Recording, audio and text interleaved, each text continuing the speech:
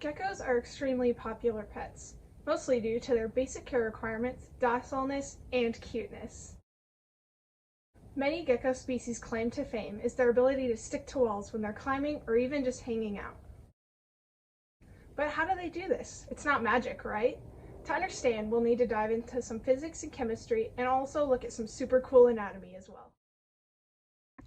Let's start with the atom.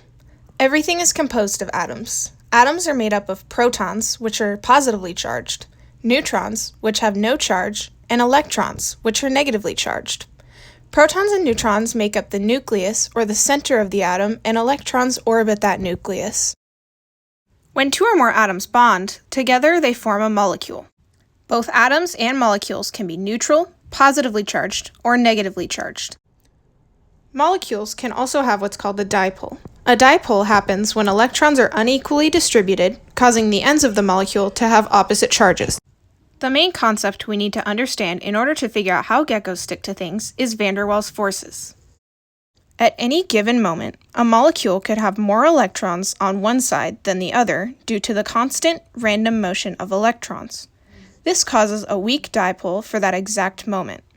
When these forces are at work, which is always, weak attraction occurs between the molecules. This attraction is known as van der Waals forces. These forces are more powerful when bigger molecules or more molecules are involved, because that means there are more electrons and more random motion of these electrons. Now that we know the physics and chemistry side, let's look at some anatomy. First off, keep in mind that gecko feet are quite large in comparison with their legs and bodies. If you look at the bottom of a gecko's foot, it looks like it has lines running across it. These lines are called scancers. The scancers are made up of setae, which are tiny microscopic hairs.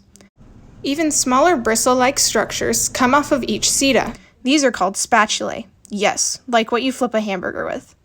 All of these tiny setae and spatulae increase the surface area of the gecko's toes.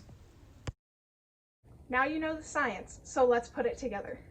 The gecko has lots of surface area on its feet, which provides more opportunity for molecules to be exposed to each other.